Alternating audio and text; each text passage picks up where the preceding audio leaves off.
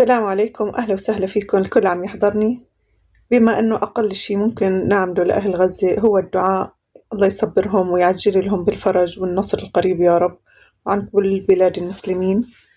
والمقاطعة أكيد. قررت أعمل لأولادي سنيكرز بالبيت نفس طعمة الجاهز بل أطيب، وبطريقة كتير سهلة، والتقديم بريستيج كتير فخم. إن شاء الله راح تكون الطريقة عليكم سهلة ولذيذ جدا. ويلا قبل ما ندخل على الفيديو نصلي على رسول الله ونقول بسم الله ونطبق الوصفة مع بعض.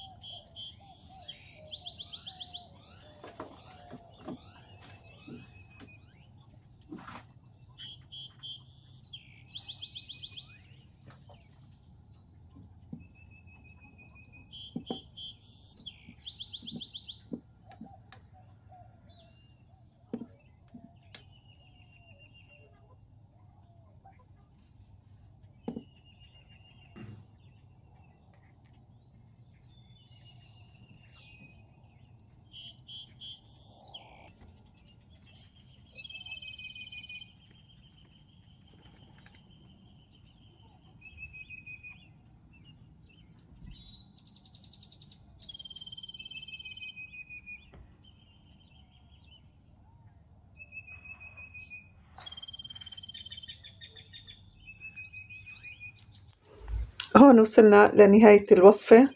بالنسبة لوصفة سنيكرز أكيد النكهة الأقوى فيها هي نكهة السوداني، لازم بكل الخطوات نضيفها. وبهاي الوصفة يعني بفضل إنه ما تكون بطبق كبير، أفضل يكون فردي لأنه هي ما متماسكة كتير، فالأفضل إنه يكون كل واحد له طبقه. بهاي الطريقة صارت تقديمها بريستيج وفخامة، والطعم بجد جدا جدا قريب من الجاهز وأطيب كمان.